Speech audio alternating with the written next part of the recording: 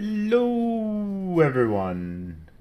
Everything looks to be peachy keen. So let's get that music going. Bring Dragonfall to the forefront.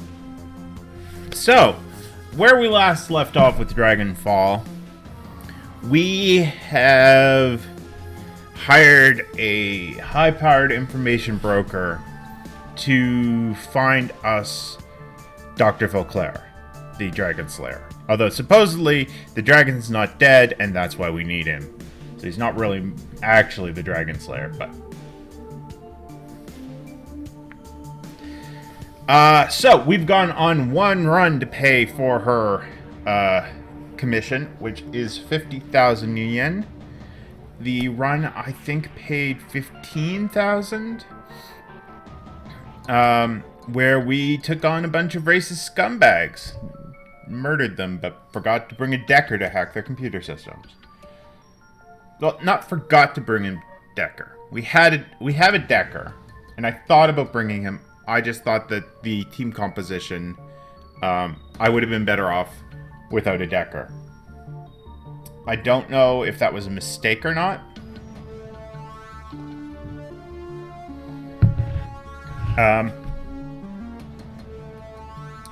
I guess we'll find out when I take a Decker on the next mission. Because I'm going to. So let's keep going with Shadowrun Dragonfall. We've got another mission to undertake, and this one might be a bit more morally dubious.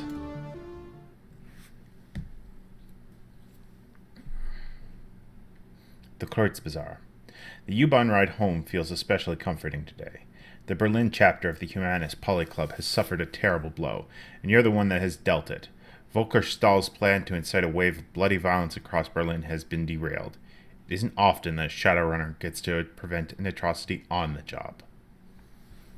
I know I've read that before, but I got to get the vocal cords into your ear and then, getting them damn dare moving. So we've got another job to go do, but also Paul Amsel, I guess he would be our fixer.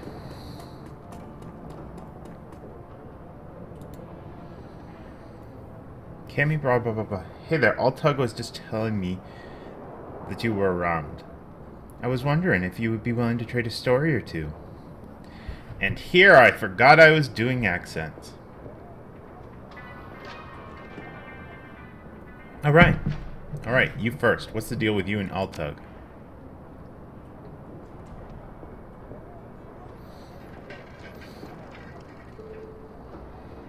Well, the whole ears and hands thing, plus the barista junk. I knew this already. Well, alright. I suppose I heard a lot about you around the Kreuz Bazaar. It's only fair you know a bit about me. I never really went to school. Pretty much been a street kid as long as I can remember. And there was so much to learn from people outside of school that I never really bothered. Makes it difficult to get a job. So, as all good street kids do, I chose a place to haunt with my friends and always hung out there. That was Altug's Cafe, and he was super nice about me and mine. I'm sorry if I'm stumbling over stuff. It's still kind of early for me. I felt more comfortable with him than I ever did mein Vater. Her eyes narrow only for the briefest moment at the word. And we talked a lot when I was waiting around for my friends. She probably should have a German accent, but I don't know, I'm not feeling it. She doesn't feel like she would have a German accent. Maybe she'll, slip into it accidentally, and... You know what, it's probably that she has a German accent, but she's tried to get rid of it. So, occasionally she uses words like mein Vater.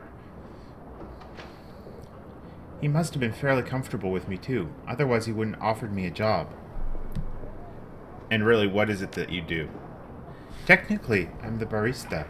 But like I said before, ears and hands. I run his errands, I gather gossip, and sometimes I even make coffee. I much prefer his hookah options, though. Real coffee makes me paranoid. Speaking of which, I should probably get back to work. See you around. Didn't you want information from me, Cammy? Okay, but whatever. So we need to go put some money in the safe to pay Alice, or whatever it is, in the joint bank account, or...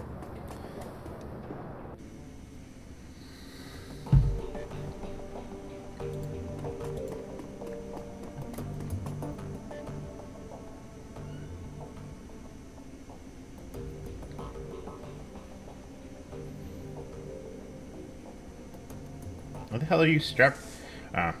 I keep forgetting. I'm tired. Fox, I was hoping to see you.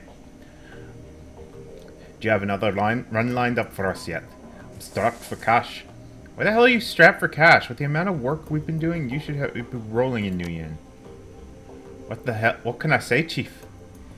He tries on a thoroughly unconvincing smile, but immediately seems to think better of it. The anxious look returns to his face. I have expensive tastes. I was hoping for a straight answer. You've got talent for defection, Blitz.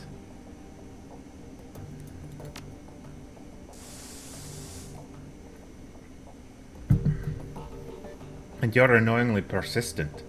If you must know, I'm in debt. And that's where all the money's going. Debt to who? He hesitates before responding. When he does, his voice carries an edge of annoyance. No offense, but this is getting a little too personal, Chief. My debts are none of your business.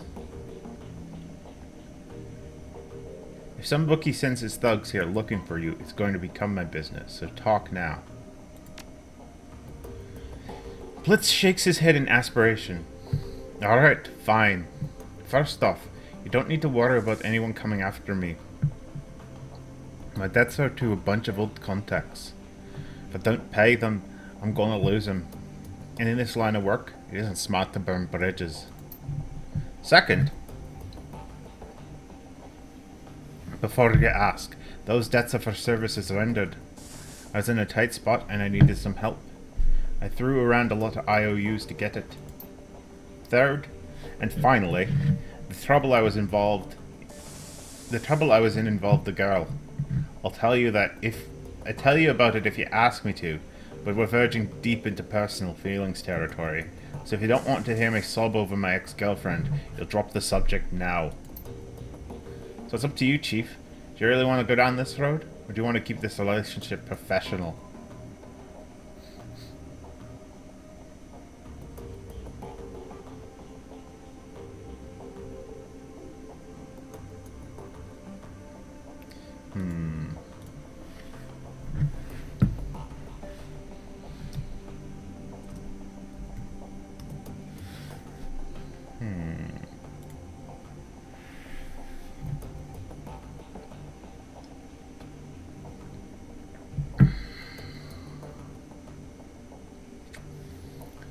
You're clearly preoccupied with this. In our line of work, preoccupied can get you killed.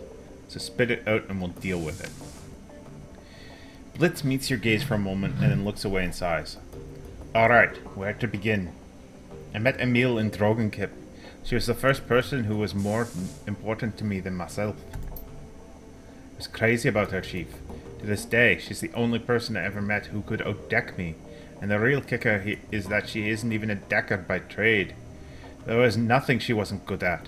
I liked to dabble in rigging, but Emile, that girl could pick up anything that she set her mind to. Sounds like hell of a girl. She was. She made things right. No matter how stupid I was, no matter what I got myself into, she made it right. I don't think much of many people, Chief. Emotional attachments aren't really my thing. Love seems like a diluted word these days, so I don't want to waste it on Emile. Let's just say that she was important to me. And then I lost her. I didn't know what was happening. It came out of nowhere, and one day she was just gone, along with most of my decking gear.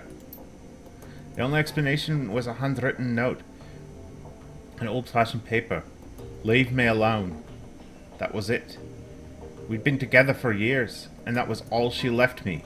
That and that beat-up old Saberdeck. Naturally, I freaked. We'd had a share of arguments, but we'd never had a huge blowout or anything. couldn't think of anything that'd drive her to do a thing like that. Mostly I felt hurt, so I searched for her, in the real world and in the Matrix. And when that turned up nothing, I started tapping my contacts. And that was where I started racking up debts. And so did you find her? No. She's gone, Fox. Without the trace. I looked high, I looked low. Poked into everything I could think of. My contacts did the same. She's gone, Chief. At this point, I've accepted that. But I still have to repay those debts.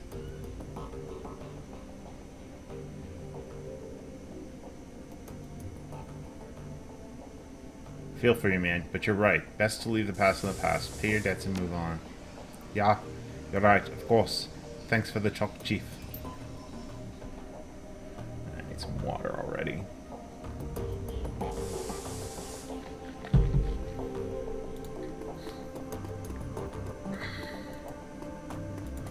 Yeah, I wish I'd brought Iger last time.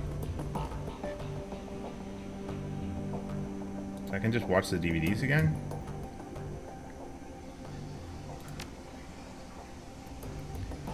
Oh, I'm guessing that I now have a second DVD to watch.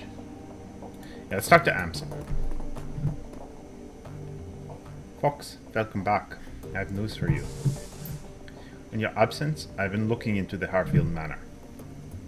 Whatever Verschwinger is up to, it is both large-scale and well-funded. I've uncovered a money trail leading from holding companies all over the world to an offshore fund with a dummy address. I'm doing too much Scottish there. I'm rolling my R's. I don't mean to be rolling my R's, I mean to accenting my W's. So it's Vat and Van.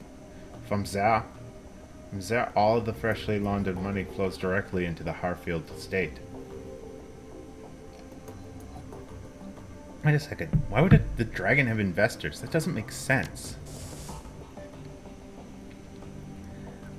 It's doubtful that the Firewings pawns even know where their money is going. This is a typical of draconic plots. Uncover a stream of money flowing behind the scenes, and there's a fair chance that you'll find a dragon at the receiving end of it. To a dragon, conspiracy is second nature. And again, we're wandering into Russian, but that's okay. But Verschwinger was different. She didn't scheme or plot, she acted. Yes, and look where it got her. When the Firewing launched her attack on humanity, it was an act of hubris. She lashed out because she didn't consider our species to be a threat. It would be equally hubristic for us to assume that she will make the same mistake twice. I will continue digging into this while you and the team tackle your next run. With luck, I will have more information to share upon your return. Sounds good, Paul. One last thing, Fox. My lead was able to restore the readable surface on one of Green Winter's DVDs. If you'd like to take a look, you'll find it sitting beside the player. Just one of them?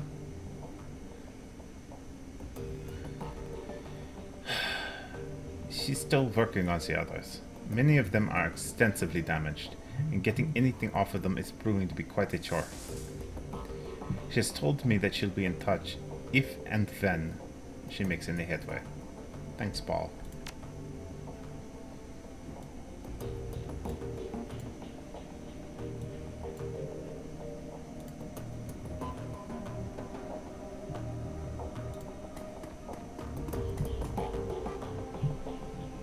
Yeah, let's watch the second DVD. Really? Another 6 tracks of bloody exposition? Okay.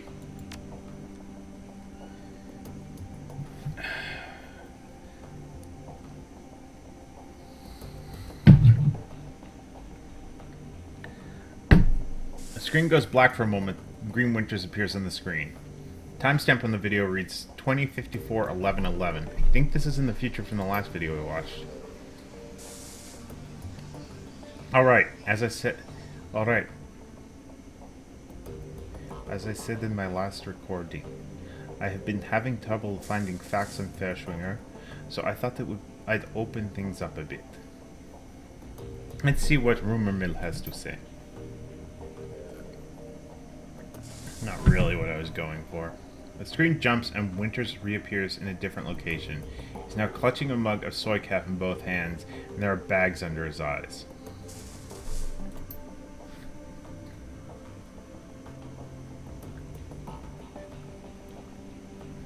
That was enlightening. Assuming that any of it was truth, that is.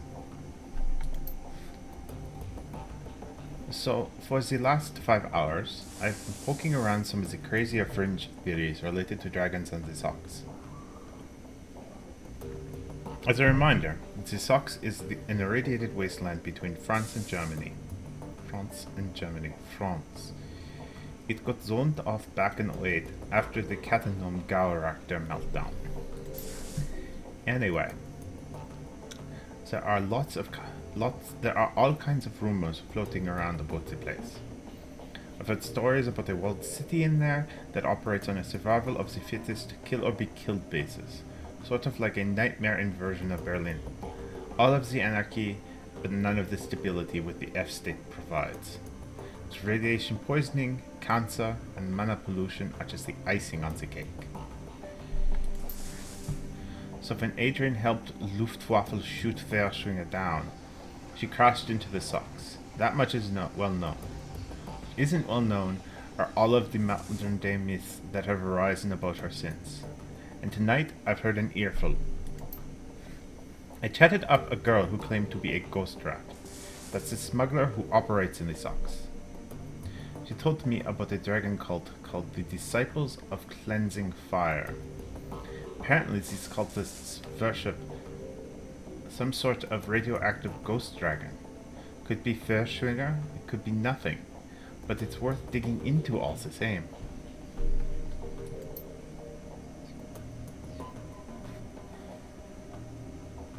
Another thing that my little ghost rat told me, the popular rumor is that the Sox is that Verschwinger's astral form was, I guess you would say, mutated by all of the background radiation. Some of the glowpunks out there say that she shed her body like an old coat. Others say that she's trapped, doomed to languish as an intangible radioactive ghost. I don't know how much credence to give any of this. After all, I don't have any proof that my ghost rat is even a ghost rat. She might be, but then she could be also a run-of-the-mill glowpunk. Or maybe she's just yanking my chain, and she's never been into socks at all. Who knows? Well, it's food for thought anyway. I don't know whether the thought of some radioactive ghost dragon thing is any scarier than a genuine dragon, but it's interesting all the same. That's the big question is, will any of this get me any closer to finding Adrian? I'm going to go out on a limb and say no. But you never can tell. Well, great. Not only are we possibly dealing with a dragon, we're dealing with a ghost dragon. What is this going to be next? A zombie ghost dragon? Okay, and this is a day later. Alright, let's continue thinking outside the box. After the Dragonfall, the great dragon Kallenstein came flying into the Sox to rescue Firewing. But he was driven off, some say, killed by Luftwehr and Nebelherr. So what if another dragon is involved in all of this? Winters grabs a thick bound tome from a shelf behind him, licks a finger, and begins to leaf through it. Ah, right. Right. So let's run down the list of major dragons that could be helping her. Exposition!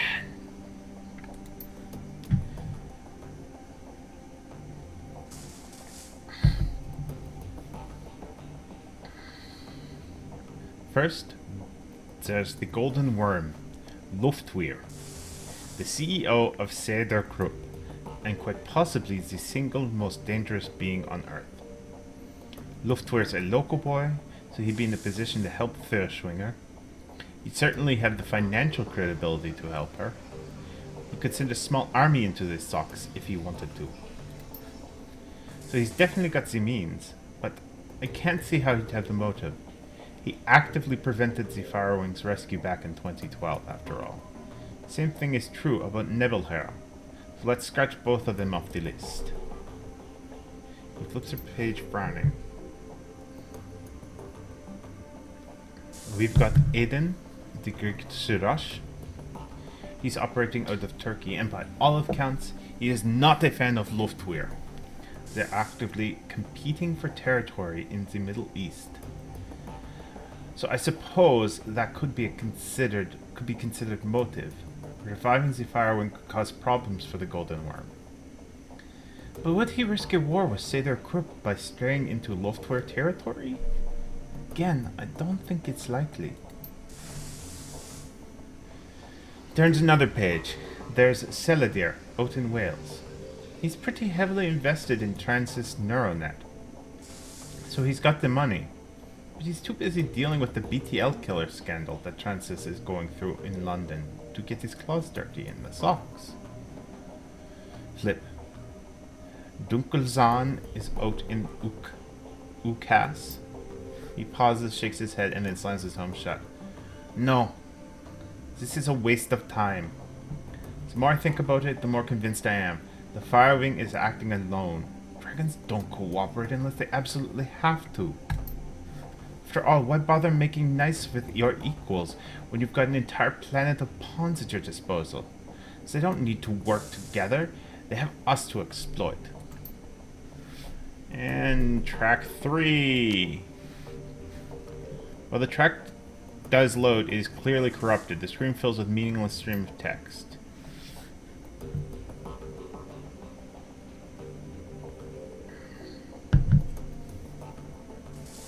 I wonder if there is something that's, like, not meaningless here, and it's just...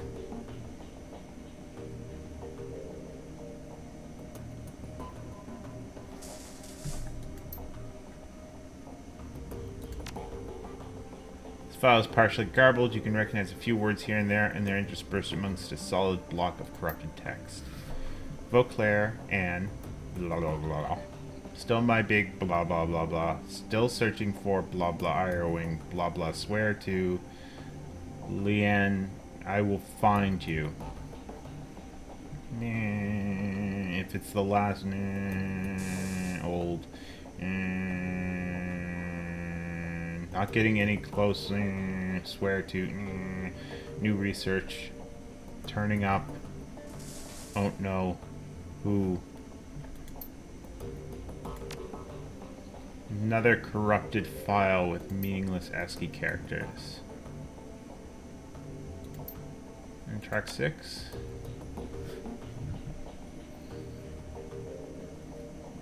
The screen goes black, and the same digital chime that you heard on the Dragonfall DVD plays again. A crackle of static fills the air, followed by the same now familiar electronic whine. A few moments later, the display goes live. Oh, it's Adrian Vauclair. Vauclair looks haggard. His eyes are heavily bagged and bloodshot, and his hair is mussed. He holds a cigarette in his unsteady hand. Hermie, it's me. I can't sleep. I don't know where you are. Out having fun, no doubt. Maybe flirting with one of those unattainable beauties you're always chasing. He tries to smile, but it quickly disappears, and takes a drag on his cigarette. That's good. I want you to live a pleasant, normal life. After all, one of us should. He rubs his eyes. I can still smell the smoke, Hermie. It's almost a year later, and I can still taste the stench of burning corpses. When I sleep, I can hear the sirens and the screams. There is no sound in the world as horrible as a burned victim's screams. The doctors would call this PTSD, I'm sure. They'd have me in therapy. Maybe dose me up on SSRIs like they do on our veteran soldiers. He chuckles and then takes another drag. Quite the story for the tabloids. It's a great dragon slayer, Adrian Vauclair, mentally incapable of wrestling with his own demons. He shakes his head. No therapy for me, and certainly no medication. I have a reputation to live up to. However poorly deserved it is, and whatever little I wanted. He pauses and stubs out his cigarette. The dragon is still alive, Amy. Of course, of that, I am certain. One day I will find her, and then perhaps I'll be able to sleep through the night. And that's all the second DVD. Interesting. Alright, let's go deposit some funds and check the computer.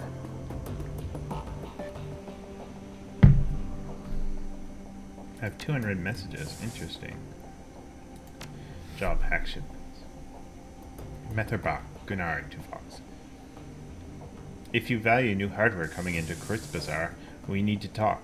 One of my weapon shipments was hijacked by a local gang. I can promise 500 new yen, and if you can recover the shipment, I'll have some new gear on the shelf.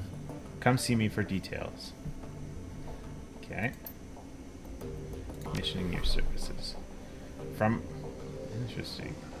We would like to arrange a meeting between you and one of our representatives. You'll find him at the cafe nearby. His name is Lucre Duer. He will be expecting you. Come alone.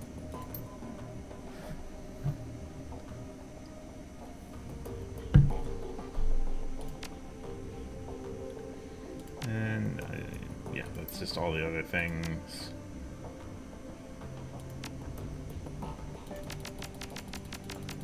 Why can't I deposit money?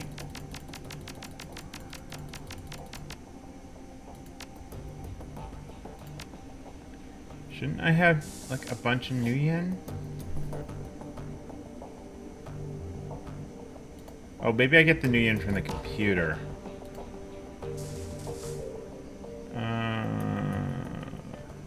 From the jobs directory? Claim, there we go. You submit the job as finished and await your client's response. A few moments later, a message pops onto the screen. Samuel Beckenbauer, here is your payment as promised. A moment later, a second message pops into the inbox. Your payment details. Payment for the client, deductions for crew salary, ammunition and resupply costs, automatic deduction for Alice's funds.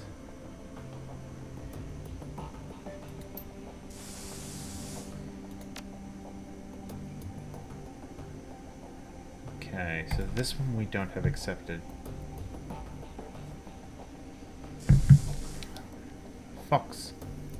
Here you will find the complete transcript of my conversation with Herr Schmidt, a potential client. As you will see, the details of this job are more vague than I would like, but the payout is quite substantial. I finally figured out who he reminds me of. He looks like an older Louis Theroux, with maybe like a wider face. After reading the transcript, you may choose whether or not to accept the job. If you respond to the affirmative, your client will be notified. I think that... No. One other thing. Herr Schmidt provided me with a device to assist you on the run. He calls it a little black box. Apparently it can be used to compromise the power and security systems of the run site. If you opt to take the job, be sure to take it with you.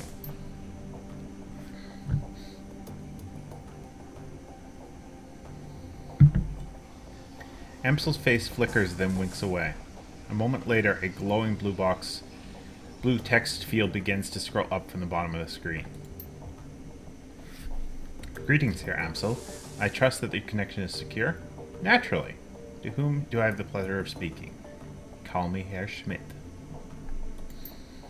Very well, Herr Schmidt. You have some business for me? Indeed. I have a job for your team. A simple matter. Judging from what I heard of your team, I imagine that they will be well suited to the task. Go on. The interests that I represent have learned that AG Chemi Europa is working on a company-wide project, something very secret, very new. Reliable sources inform me that they're keeping a working prototype of this new venture in their Berlin facility. I see. And your employers wish us to acquire the prototype for them? Naturally. So we're doing a smash and grab from the sounds of it.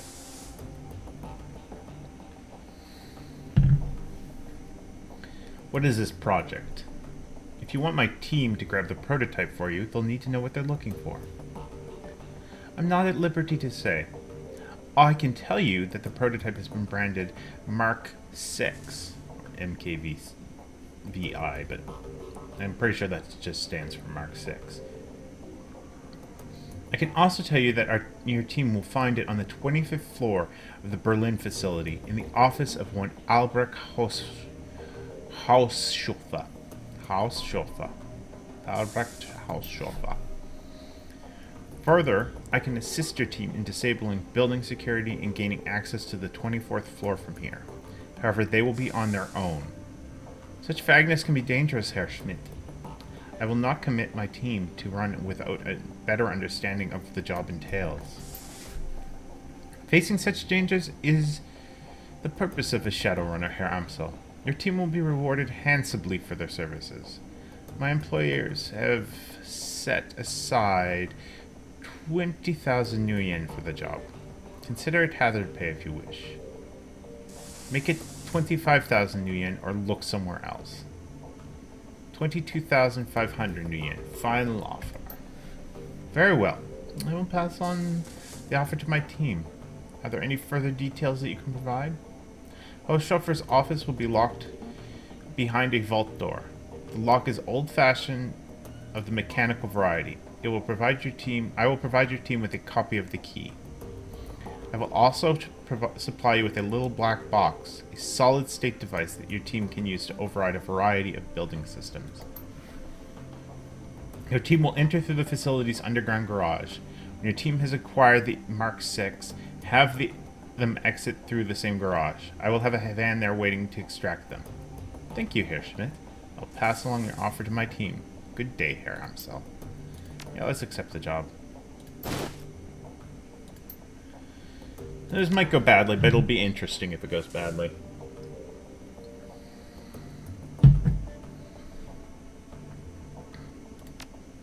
Alright, so do I want to talk to anyone else in here? I've still got 2 more teammates to catch up with. No, 3 more. Well, I've talked to Paul. But the thing is, Paul is not really, he's not a party member. He's our fixer. Is there ever anything in here that I can do? Or is it just, my room? Okay, well, let's talk to Glory.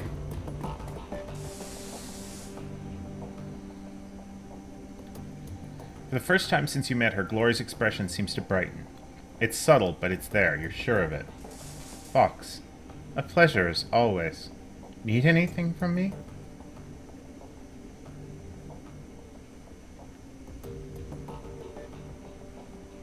I don't want to embarrass her. How are you doing, Glory? Golden as always, Fox. No problems here.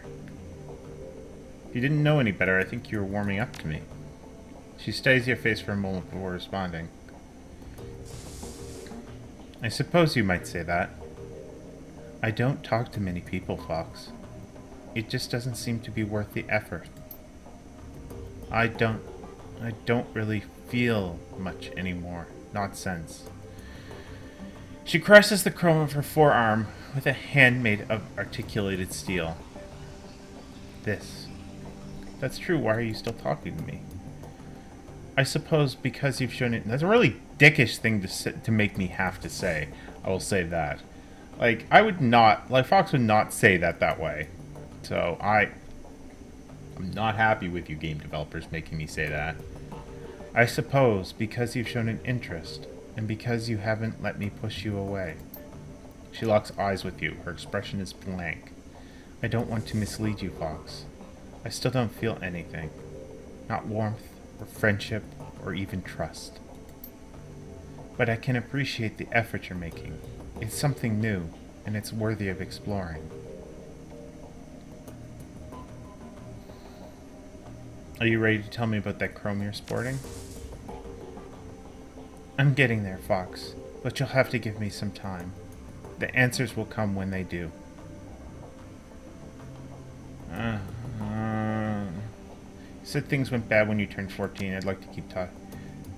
Why? I'd rather not. Why not? Because I don't see a reason to. The memories are unpleasant, and dredging them up doesn't serve any real purpose.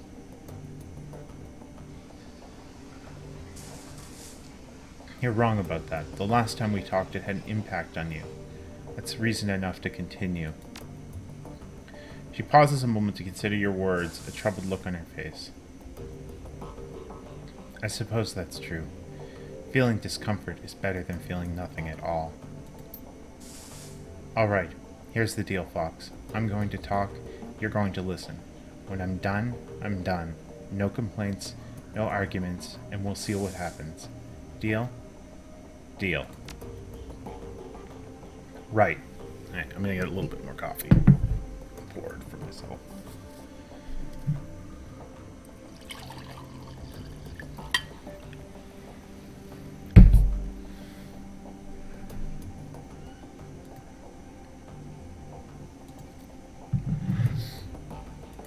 Gotta have some liquids. Right.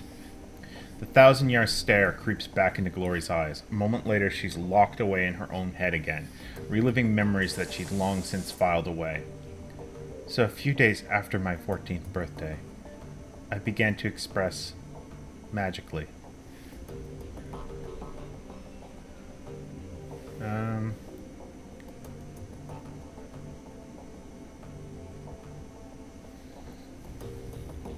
Judging from what I saw in your aura, your awakening must have been an incredible thing. It was actually fairly standard. The real power didn't come until later, but we'll get to that. There's another long pause and Glory becomes more animated. Anyway, I turned 14. I awakened. I don't even remember how my parents found out about it anymore. I think my dad caught me playing with a tiny city spirit I coaxed out of a pile of garbage. Something like that. With everything that happened afterwards, those days are kind of a blur.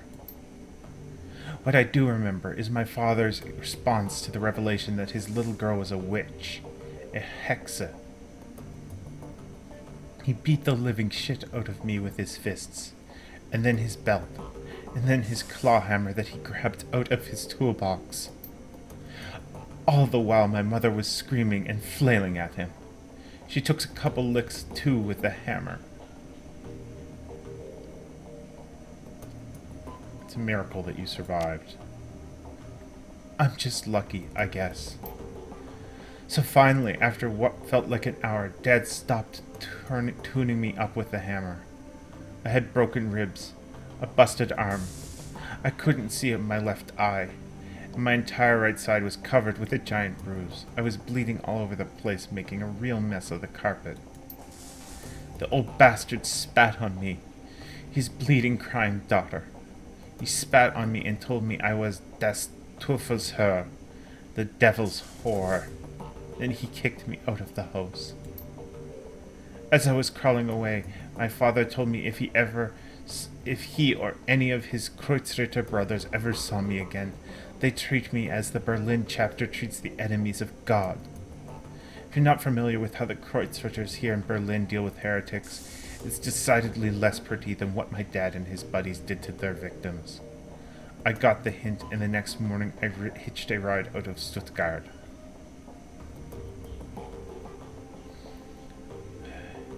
You were a human girl, presumably with an ID. Why didn't you just go to the hospital?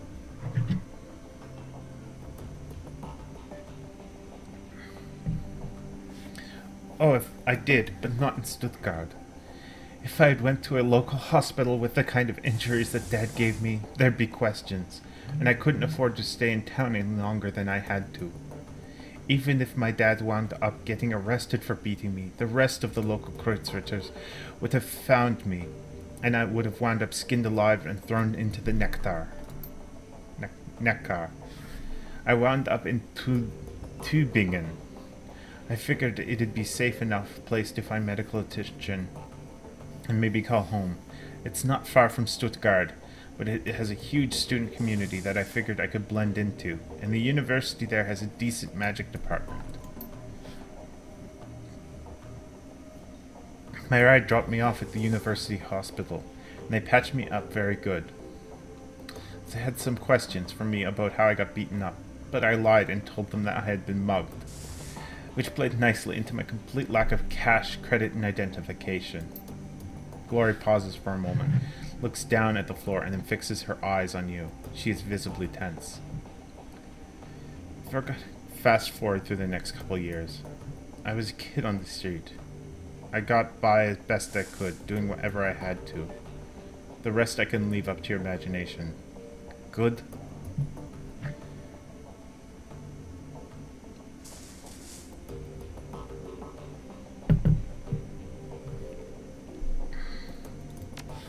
Good. Good. Glory's clenched jaw relaxes somewhat and the tension drains out of her shoulders. Thanks. So anyway, I lived on the street for a couple of years. Got used to being hungry all the time, got used to getting rained on, got by. I was painfully aware that I had magical talents, but without any kind of training or guidance, I didn't really know how to use or develop them. Truth be told, they scared me more, so I more or less ignored them. So I just sort of went like that, until a few days after my 17th birthday. So that's when I met Marta, and everything changed. Marta was a sweet girl. At first I took her for a street kid like me. Her clothes were a little ratty, and she seemed comfortable being near me. But she also looked well-fed and happy, and those were two things I hadn't been in years. We started hanging out, and before I knew what was happening, I was in love. There was genuine attraction between Marta and me, I think. But I also think there was a lot of my affection for her came from the fact that she was the first person in years to give a damn about me. She cared, and I loved her for that. Glory pauses. She looks flustered, her composure cracked. Keep going, Glory. She stares at you for a beat and then nods. A few ragged breaths later, she continues. Marta told me about a place that she'd been hanging out. She invited me to join her there. It was called Feuerstelle, the fireplace. It was sort of a commune for disposed youth. It turns out that a lot of the street kids I'd known over the years had moved there. The way they'd disappeared, I'd assumed they'd been kidnapped or killed, or had gone back to their parents. But there they were. I remember being kind of angry about this. How did everyone get the memo about this but me? Marta calmed me. She was good at helping me work through my feelings, and I wound up following her to Feuerstelle. To a street kid, it was basically paradise. The owner, a guy named Harrow, had set up this little farm just outside Tübingen, in the Schönbock forest. The Schönbock is officially a nature park, but not many people go there nowadays. Too much fear of paranormal animals, I guess. Anyway, park or not, it was plenty big enough for us to hide in. It was also safe and pretty, and the farm was well stocked with food.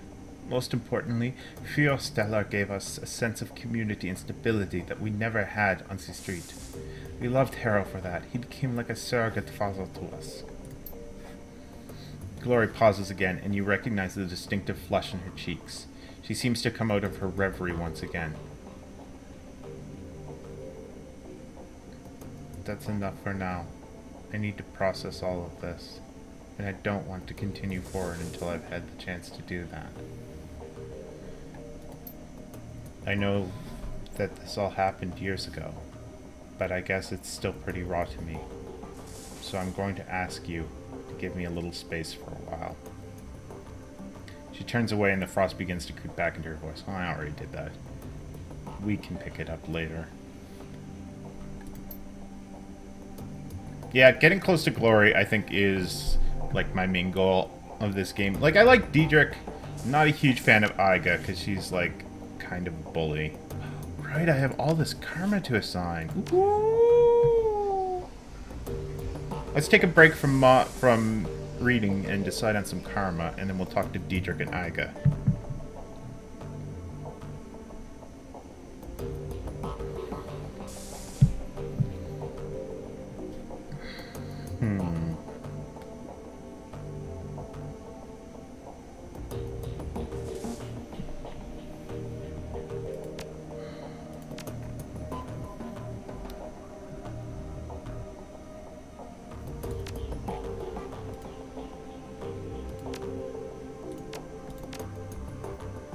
where do I get another spell slot?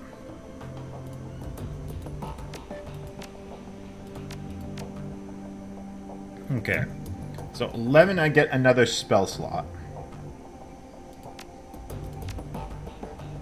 Or I could get a new etiquette.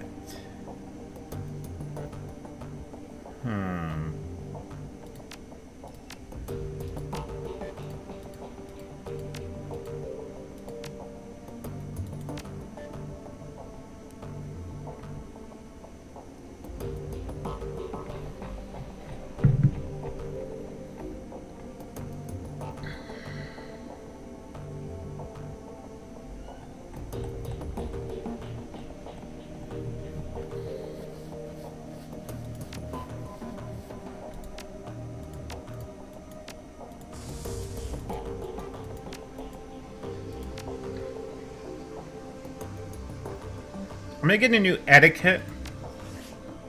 Oh, whoops. Whoopsie doodles.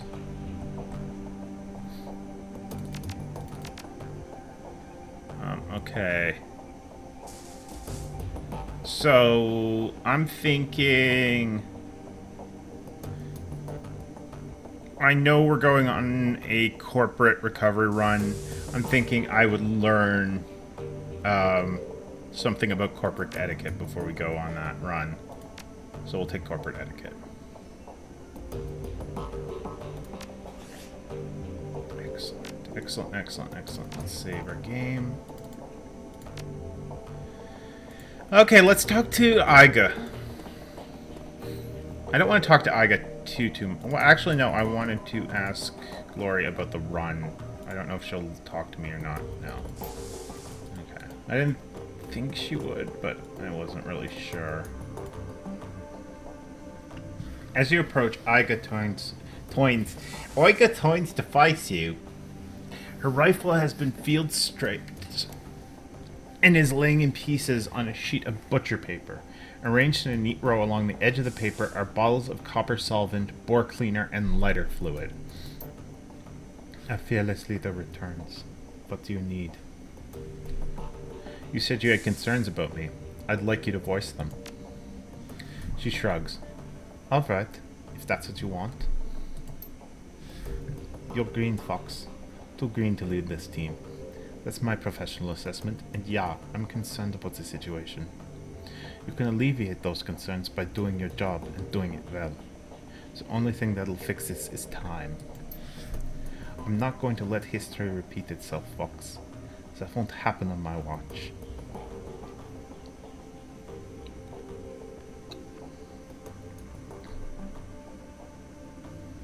What history are you talking about?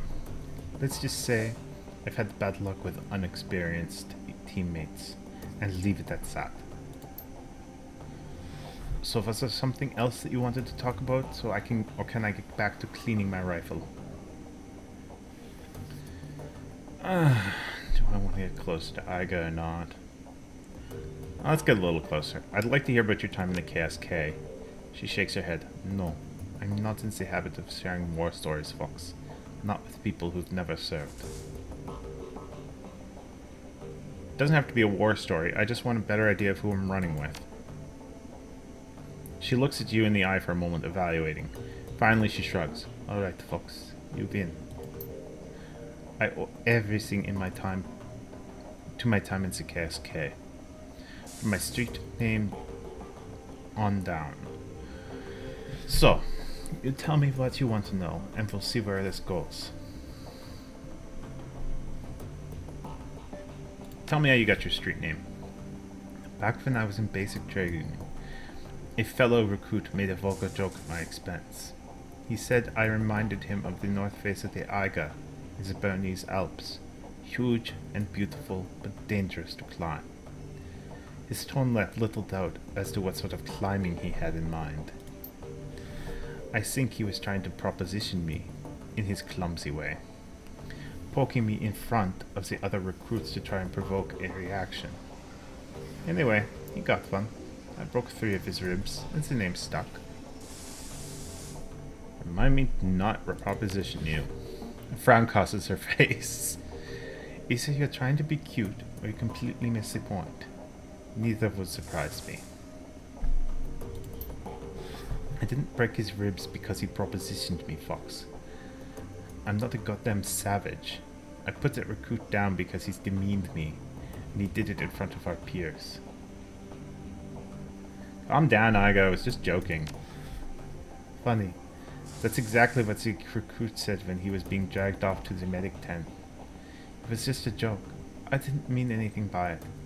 I was never reprimanded by top brass, though, so I knew what I knew. Whatever the recruit's intent, he put me in a situation that required a response.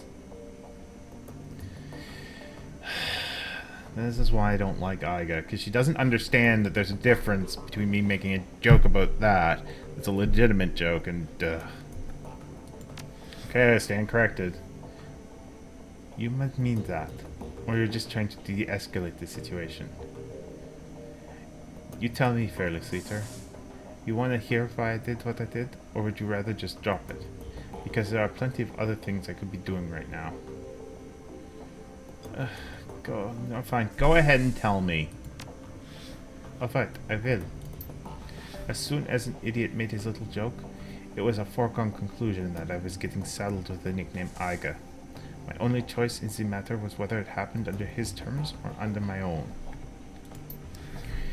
If I hadn't broken that twit's ribs, the name Iga would have meant a difficult sexual conquest to a whole barracks full of recruits. That was what I would have been to them. From that point on, my own accomplishments be damned. Thanks to what I did, my new name meant the troll who doesn't take shit from anyone. Instead, it's a name I'm proud to go by, and I've hung on to it ever since. A word of advice to you, Fox. If anyone ever puts you in the position that he put me in, if he demeans you in front of your unit, whatever his intent, the appropriate response is to put that person down. Hard. Out in the field, nothing could kill you faster than losing the respect of your team. By that logic, I should have broken your ribs after Monica died. In your place, I would have. Not that you would have succeeded if you tried, but in terms of saving face, it would have done wonders. In all seriousness, Fox, I'm sorry I put you in that position. I shouldn't have, and I acknowledge it. Need anything else, or can I get back to prepping for my next run? Yeah, I'm just gonna drop it. Suit yourself. Any thoughts about the last run? After all the moral ambiguity that we've been wading through, hitting Humanus was incredibly satisfying. What I had planned, it makes my blood boil just thinking about it. The thought of Stahl lying dead on the ground brings a smile to my face. I hope he enjoys rotting in hell. Thanks, Iga. I really don't want to ask her anything else. Iga just annoys me so much. Let's pet Dante. Who's that good Dante? You look down at the pair of bright eyes set into the scruffy face, looking back up at you. Dante, Monica's dog. Looking down into those huge brown eyes, you see intelligence and sadness. Woof.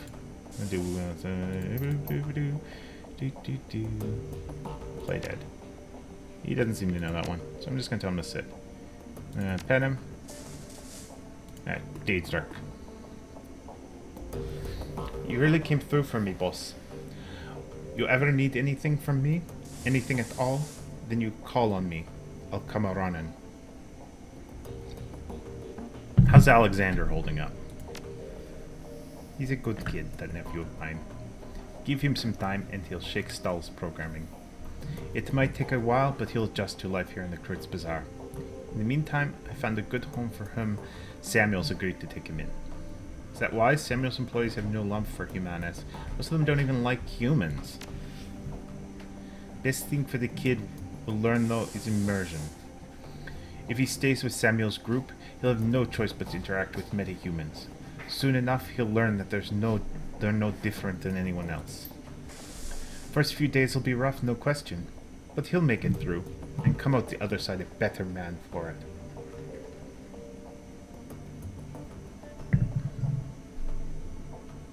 You've done your part. It's on him now, one way or the other.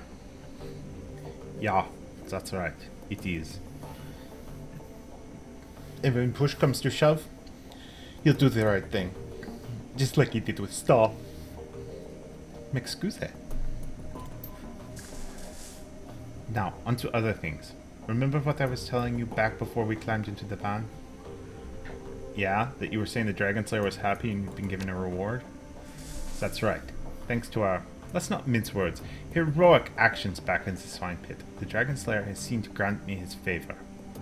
And now I know what that means. And what I can do with it. Well, don't keep me in suspense. He gestures at the ground near his feet. This. As you watch, the spot that Diedrich is pointing at begins to glow.